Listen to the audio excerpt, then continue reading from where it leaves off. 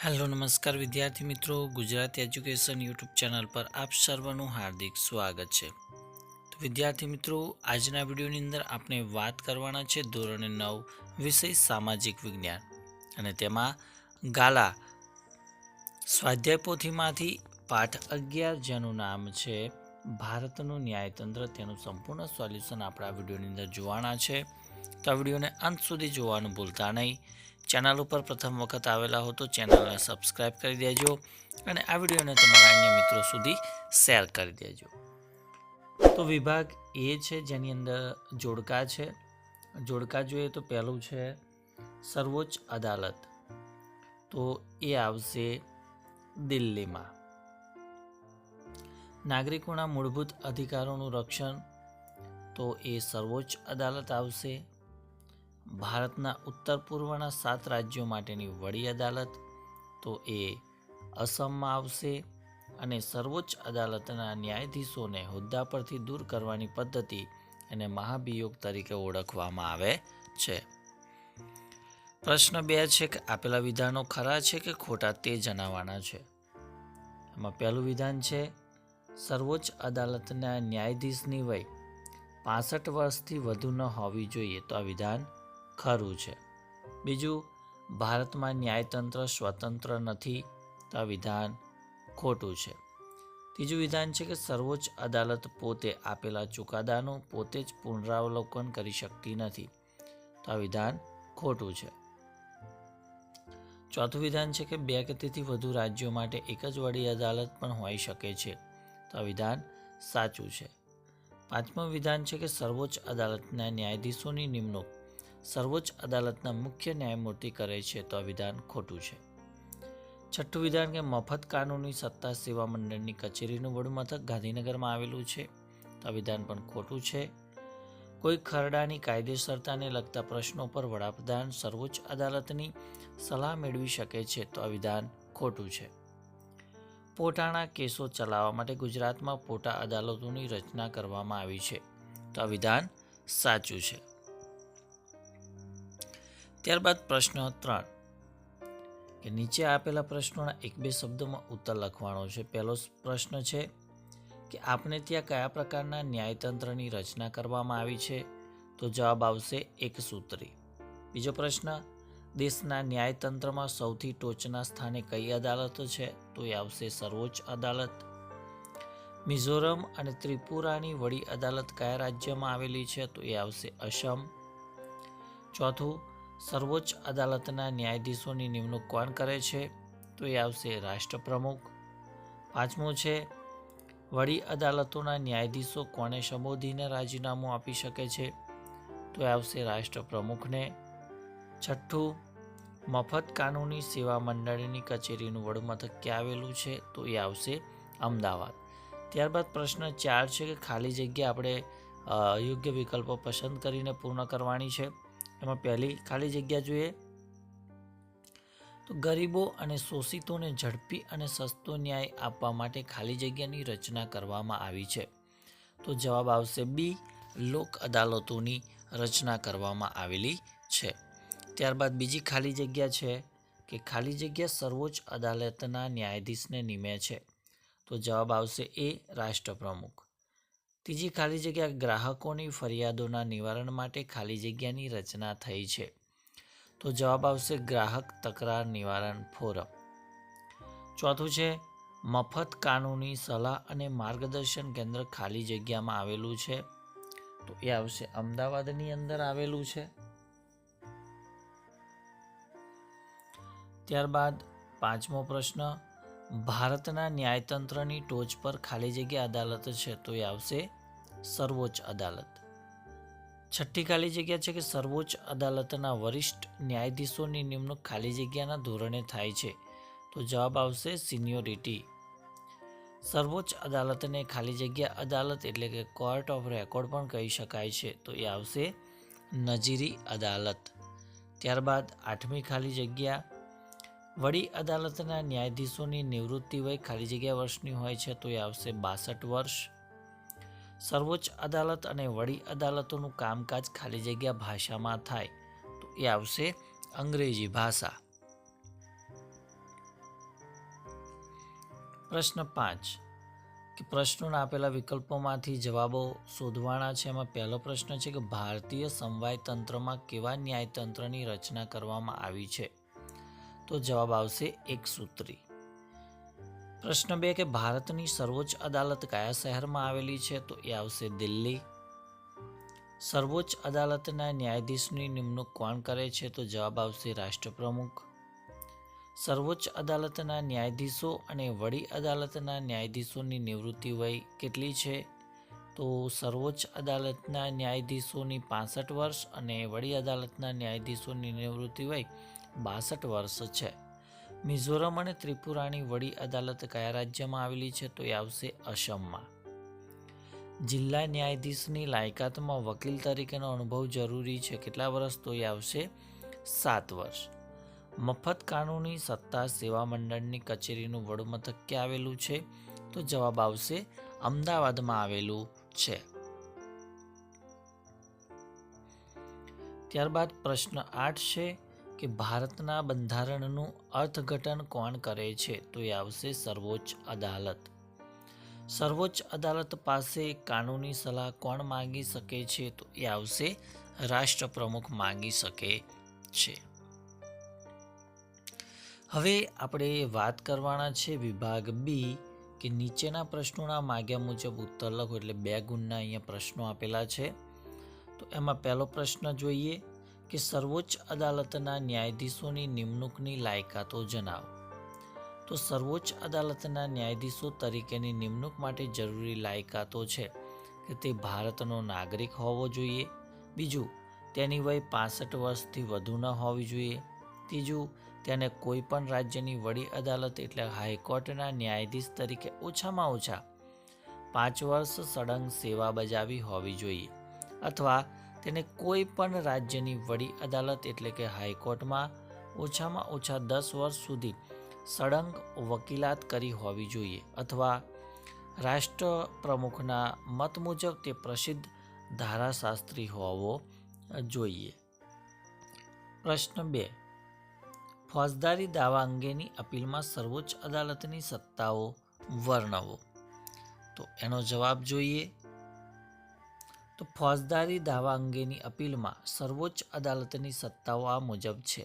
પહેલું, ફોજદારી દાવાના ચુકાદામાં રાજ્યની વડી અદાલતે આરોપીને ફાંસીની સજા ફરમાવી હોય અને અપીલ કે પુનઃવિચાર માટે પ્રમાણપત્ર આપ્યું હોય તો એ ચુકાદા વિરુદ્ધ સર્વોચ્ચ અદાલતમાં અપીલ કરી શકાય છે. કોઈપણ રાજ્યની વડી અદાલતમાં ચાલતા મુકદ્દમાને સર્વોચ્ચ અદાલત પોતાની અદાલતમાં તબદીલ એટલે કે ટ્રાન્સફર કરી શકે છે. ત્રીજો પ્રશ્ન છે કે વડી અદાલતના ન્યાયાધીશોની લાયકાતના ધોરણો વર્ણવો. તો વડી અદાલતના ન્યાયાધીશની લાયકાતના ધોરણો આ મુજબ છે કે તે ભારતનો નાગરિક હોવો જોઈએ, તેની વય 62 વર્ષથી વધુ ન હોવી જોઈએ, તેને નીચલી અદાલતોમાં ઓછામાં ઓછા 10 વર્ષ સુધી ન્યાયાધીશ તરીકે કામ કર્યું હોવું જોઈએ અથવા કોઈ પણ રાજ્યની વડી અદાલતમાં ઓછામાં ઓછા 10 વર્ષ સુધી વકીલાત કરી હોવી જોઈએ. રાષ્ટ્રપ્રમુખના મત મુજબ તે પ્રસિદ્ધ ધારાશાસ્ત્રી પણ હોવો જોઈએ. ત્યારબાદ પ્રશ્ન 4 છે કે તાબા હેઠળની વિવિધ અદાલતો વર્ણવો. તો રાજ્યની વડી અદાલતની હકુમતમાં રહેલી અને તેના અંકુશ નીચે કામ કરતી તાબાની અદાલતોમાં રાજ્યની તમામ જિલ્લા અદાલતો અને તાલુકા અદાલતોનો સમાવેશ થાય છે. દરેક જિલ્લામાં ફોજદારી અને દીવાની અદાલતો હોય છે. ફોજદારી અદાલતોમાં તેની હકુમત નીચે પ્રથમ વર્ગના ન્યાયાધીશ અને દ્વિતીય વર્ગના ન્યાયાધીશની અદાલતો, મામલતદાર અને એક્ઝિક્યુટિવ મેજિસ્ટ્રેટ કોર્ટ હોય છે. આ ઉપરાંત તાબાની અદાલતોમાં fast track court, POTA court, small cause court, family court, labour court, ટ્રિબ્યુનલો એટલે કે ખાસ અદાલતો પણ જોવા મળે છે. 5મો પ્રશ્ન છે કે સર્વોચ્ચ અદાલત નજીરી અદાલત ગણાય છે, સમજાવો. તો સર્વોચ્ચ અદાલતના ચુકાદાઓ અને નિર્ણયો કાયમી દસ્તાવેજો ગણાય છે. એ ચુકાદાઓ અને નિર્ણયો દેશના તમામ નાગરિકો અને દેશની બધી અદાલતોને માટે બંધન કરતા હોય છે. તેમજ તેમને નમૂનારૂપ ગણી બીજી અદાલતો તેમને આધારે ચુકાદાઓ આપે છે. સર્વોચ્ચ અદાલતના ચુકાદાઓ અને નિર્ણયોનો ભંગ કરનારને તે સર્વોચ્ચ અદાલતના તિરસ્કાર માટે શિક્ષા કરી શકે છે. સર્વોચ્ચ અદાલત દરેક પ્રકારના મુકદ્દમામાં આપેલા ચુકાદાની નોંધ રાખે છે અને તેને ગેઝેટમાં પ્રકાશિત કરે છે. ઉપર દર્શાવેલા કારણોસર સર્વોચ્ચ અદાલતને નજીરી અદાલત કહેવામાં આવે છે. પ્રશ્ન 6 છે કે મહાભિયોગની કાર્યવાહી જણાવો. તો રાષ્ટ્રપ્રમુખ દ્વારા સર્વોચ્ચ અદાલતના ન્યાયાધીશોને માત્ર સાબિત થયેલી ગેરવર્તણૂક, બિનકાર્યક્ષમતા કે બંધારણીય મર્યાદાઓના ભંગના આધારે મહાભિયોગની કાર્યવાહીથી હોદ્દા પરથી દૂર કરી શકાય છે. સંસદના બંને ગૃહોમાં તેના કુલ તેમજ હાજર રહેલા અને મતદાન કરતા સભ્યોની બહુમતીથી પસાર કરેલા ઠરાવને આધારે જ સર્વોચ્ચ અદાલતના ન્યાયાધીશને તેમના હોદ્દા પરથી દૂર કરી શકાય છે. આ વિધિને મહાભિયોગની કાર્યવાહી કહે છે. મહાભિયોગની કાર્યવાહી દરમિયાન સંબંધિત ન્યાયાધીશને સંસદમાં હાજર રહીને પોતાના બચાવમાં નિવેદન કરવાની પણ તક આપવામાં આવે છે. પ્રશ્ન 7 છે કે પારિભાષિક શબ્દોની સમજૂતી આપવાની છે. એમાં પહેલું છે કે નજીરી અદાલત. તો જે અદાલતના ચુકાદાની નોંધ પુરાવાનું મૂલ્ય ધરાવે છે અને જ્યારે તે રજૂ કરવામાં આવે ત્યારે તેની કાયદેસરતા સામે કોઈ વાંધો લઈ શકાતો નથી, તેને નજીરી અદાલત કહેવામાં આવે છે. દેશની સર્વોચ્ચ અદાલત અને રાજ્યોની વડી અદાલતો નજીરી અદાલત તરીકે કામ કરે છે. બીજું છે કે લોક અદાલતો. તો સ્થાનિક કક્ષાએ સમાજના ગરીબ અને શોષિત લોકોને સરળ રીતે, ઝડપી અને સસ્તો ન્યાય મળે એ હેતુથી જે અદાલતોનું આયોજન કરવામાં આવે તેને લોક અદાલતો કહે છે. ત્રીજું છે મૂળભૂત ક્ષેત્રાધિકાર. તો જે બાબતમાં મુકદ્દમો શરૂઆતથી જ સર્વોચ્ચ અદાલતમાં આવે અને તેનો ચુકાદો આપવાનો હોય તે સત્તાને મૂળભૂત ક્ષેત્રાધિકાર કહે છે. ચોથું છે ક્ષેત્રાધિકાર. ભારતીય બંધારણમાં સર્વોચ્ચ અદાલતને જે વિશાળ અને વિશિષ્ટ પ્રકારની વ્યાપક સત્તાઓ આપવામાં આવે તેને ક્ષેત્રાધિકાર તરીકે ઓળખવામાં આવે છે. ત્યારબાદ પાંચમો પારિભાષિક શબ્દ છે કે વિવાદ ક્ષેત્રાધિકાર. તો વડી અદાલતોએ આપેલા ચુકાદાઓ સામે સર્વોચ્ચ અદાલત અપીલ સાંભળે છે તેને વિવાદ ક્ષેત્રાધિકાર તરીકે ઓળખવામાં આવે છે. વિભાગ સી છે, એની અંદર પહેલો પ્રશ્ન છે કે સર્વોચ્ચ અદાલતની મૂળભૂત ક્ષેત્રાધિકાર હેઠળની સત્તાઓ જણાવો. તો સર્વોચ્ચ અદાલત મૂળભૂત ક્ષેત્રાધિકાર હેઠળ નીચે પ્રમાણે સત્તાઓ ભોગવે છે કે તે સંઘ સરકાર કે સંઘના એક કે તેથી વધુ રાજ્યો વચ્ચેના ઝઘડા કે મતભેદોનો નિકાલ લાવે છે. એક તરફ સંઘ સરકાર તથા એકથી વધારે રાજ્યો અને બીજી તરફ સંઘના એકથી વધુ રાજ્યો હોય તો સર્વોચ્ચ અદાલત તેમની વચ્ચેના મતભેદોનો નિકાલ કરે છે. ત્યારબાદ તે સંઘના 2 થી વધુ રાજ્યો વચ્ચેના મતભેદોનો નિકાલ લાવે છે. તે સંઘ સરકારની કોઈપણ કાયદાકીય કે બંધારણીય કાયદેસરતાને લગતા તમામ પ્રશ્નો અંગેના ચુકાદા આપે છે. તે નાગરિકોના મૂળભૂત હકોનું રક્ષણ અને જતન કરે છે. મૂળભૂત હકોના ભંગ બદલ તે હાજર હુકમ, મનાઈ હુકમ, અધિકાર ભંગ હુકમ, પ્રતિબંધ હુકમ, કર્તવ્ય હુકમ વગેરે હુકમો કાઢવાની સત્તા ધરાવે છે. સર્વોચ્ચ અદાલતના ચુકાદા આખરી હોય છે, તેને અન્યત્ર પડકારી શકાતા નથી, તે બધા માટે શિરોમાન્ય હોય છે. ટૂંક નોંધ લખો. નજીરી અદાલત. તો જે અદાલતના ચુકાદાની નોંધ પુરાવાનું મૂલ્ય ધરાવે છે અને જ્યારે તે રજૂ કરવામાં આવે ત્યારે તેની કાયદેસરતા સામે કોઈ વાંધો લઈ શકાતો નથી, તેને નજીરી અદાલત કહેવામાં આવે છે. સર્વોચ્ચ અદાલત નજીરી અદાલત તરીકે નીચે મુજબ અધિકારો ધરાવે છે. જુદી જુદી અદાલતોએ આપેલા ચુકાદાઓ, કાયદાના અર્થઘટનો, સ્વીકારવામાં આવેલી પ્રણાલિકાઓ વગેરેની સર્વોચ્ચ અદાલત દસ્તાવેજો સ્વરૂપે સાચવે છે. એ ચુકાદાઓને નમૂનારૂપ ગણી બીજી અદાલતો તેમને આધારે ચુકાદા આપે છે. સર્વોચ્ચ અદાલતના નિર્ણયો અને ચુકાદાઓ આખરી ગણાય છે, તેમની વિરુદ્ધ અપીલ થઈ શકતી નથી. સર્વોચ્ચ અદાલતના નિર્ણયો અને ચુકાદા દેશના તમામ નાગરિકોને અને દેશની બધી અદાલતો માટે બંધન કરતા હોય છે. સર્વોચ્ચ અદાલત દેશની તમામ અદાલતોની કાર્યવાહી માટે નિયમો ઘડે છે અને એ નિયમોનું પાલન કરવાનું બધી અદાલતો માટે અનિવાર્ય છે. તેના નિર્ણયો અને ચુકાદાઓનો ભંગ કરનારને તે સર્વોચ્ચ અદાલતના તિરસ્કાર માટે શિક્ષા કરી શકે છે. સર્વોચ્ચ અદાલત દરેક પ્રકારના કેસમાં આપેલા પોતાના ચુકાદાની નોંધ રાખે છે અને તેને પ્રકાશિત પણ કરે છે.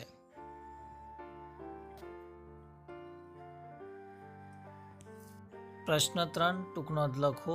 તાબાની અદાલતો. તો રાજ્યની વડી અદાલતની હકુમતમાં રહેલી અને તેના અંકુશ નીચે કામ કરતી અદાલતો તાબાની અદાલતો અથવા નીચલી અદાલતો કહેવાય છે. તાબાની અદાલતોમાં રાજ્યની તમામ જિલ્લા અદાલતો અને તાલુકા અદાલતોનો સમાવેશ થાય છે. રાજ્યની બધી તાબાની અદાલતો વડી અદાલતના નિરીક્ષણ હેઠળ કામ કરે છે. દરેક જિલ્લામાં દીવાની અને ફોજદારી અદાલતો હોય છે. જિલ્લા અદાલતમાં દીવાની દાવા ચલાવનાર ન્યાયાધીશને જિલ્લા ન્યાયાધીશ અને ફોજદારી મુકદ્દમા ચલાવનાર ન્યાયાધીશને સેશન્સ ન્યાયાધીશ કહેવાય છે. જિલ્લા અદાલતો તેના તાબા હેઠળની અદાલતોના ચુકાદાઓ સામેની અરજીની સુનાવણી કરે છે. દરેક જિલ્લાની દીવાની અદાલતોમાં 1 લાખ રૂપિયા સુધીના દાવાઓ તેમજ સરકારે કરેલા કે સરકાર સામેના કેસો ચલાવવાની સત્તા છે. આ કોર્ટોના સિવિલ જજ લગ્ન, છૂટાછેડા, ભરણપોષણ, જમીન સંપાદનને લગતા કે વળતરને લગતા દાવાઓ અને વાલીપલાને લગતા કેસો ચલાવવાની સત્તા ધરાવે છે.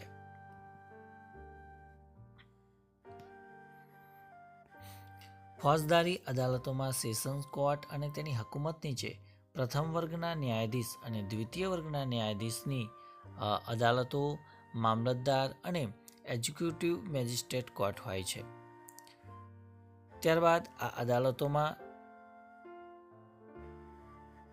3 વર્ષથી માંડીને 10 વર્ષ સુધીની કેદની સજા અને 75,000 કે તેથી વધુ રકમ સુધીના દંડની તથા હત્યાના કેસમાં મૃત્યુદંડ, ફાંસીની કે જન્મ ટીપની આજીવન કારાવાસ જેવી સજાઓ કરવાની સત્તા ધરાવે છે. ચોથી ટૂંક નોંધ છે કે લોક અદાલતો. સ્થાનિક કક્ષાએ સમાજના ગરીબ અને શોષિત લોકોને સરળ રીતે ઝડપી સસ્તો ન્યાય મળે એ હેતુથી લોક અદાલતોનું આયોજન કરવામાં આવ્યું છે. લોક અદાલતોના પક્ષકારો માટે અમદાવાદમાં કાનૂની સેવા સત્તામંડળ નામની સંસ્થા મફત કાનૂની સહાય અને માર્ગદર્શન કેન્દ્ર તરીકે કામ કરે છે. લોક અદાલત રવિવાર કે રજાના દિવસે બંને પક્ષકારોની સંમતિથી જિલ્લા મથકે અથવા તાલુકા મથકે યોજાય છે. લોક અદાલતોની કામગીરી સ્વૈચ્છિક હોય છે. લોક અદાલતોમાં મુખ્યત્વે મોટર વાહન અકસ્માત અને વળતર, લગ્ન વિચ્છેદ, ભરણપોષણ, સામાન્ય લેણા, ખાનગી ફરિયાદો, પોલીસ ફરિયાદો વગેરે બાબતો અંગેના વિવાદ ઉકેલવામાં આવે છે. લોક અદાલતોમાં વકીલને સ્થાન હોતું નથી, પરંતુ સમાધાનની પ્રક્રિયામાં પ્રતિષ્ઠિત નાગરિકો, સામાજિક કાર્યકરો, કેળવણીકારો, પોલીસ અધિકારીઓ, વીમા કંપનીના અધિકારીઓ, નિવૃત્ત ન્યાયાધીશ કે ન્યાયિક અધિકારીઓ વગેરે ઉપસ્થિત રહે છે. લોક અદાલતોમાં સ્થળ પર જ બંને પક્ષો વચ્ચે શાંતિથી કાયમી સમાધાન કરવામાં આવે છે. અહીં બંને પક્ષોનું હિત અને માન જળવાય છે. બંને પક્ષોમાંથી કોઈની જીત કે હાર હોતી નથી. વર્ષોથી વિલંબમાં પડેલા કેસોનો ઝડપી અને બિનખર્ચાળ નિકાલ થાય છે. વળી લોક અદાલતોના ચુકાદાઓને કાનૂની પીઠબળ પણ પૂરું પાડવામાં આવ્યું છે. આથી લોક અદાલતો લોકોમાં આકર્ષણનું કેન્દ્ર બની ગઈ છે. તો વિદ્યાર્થી મિત્રો, ધોરણ 9 વિષય સામાજિક વિજ્ઞાનમાંથી આપણે ગાલા સ્વાધ્યાય પોથીમાંથી પાઠ 11નું સંપૂર્ણ સોલ્યુશન તમને આ વિડીયોની અંદર આપવાનો પ્રયત્ન કર્યો. તો ચોક્કસથી આ વિડીયો તમને ગમ્યો હશે તો વિડીયોને લાઇક કરજો, શેર કરજો અને ચેનલ ઉપર જો પ્રથમ વખત આવેલા હો તો ચેનલને સબસ્ક્રાઈબ કરી બાજુમાં આપેલ બેલને પ્રેસ કરી દેજો, જેથી આવનાર તમામ નવા વિડીયોની નોટિફિકેશન સૌપ્રથમ તમારા સુધી પહોંચતી રહે. Thank you. આભાર.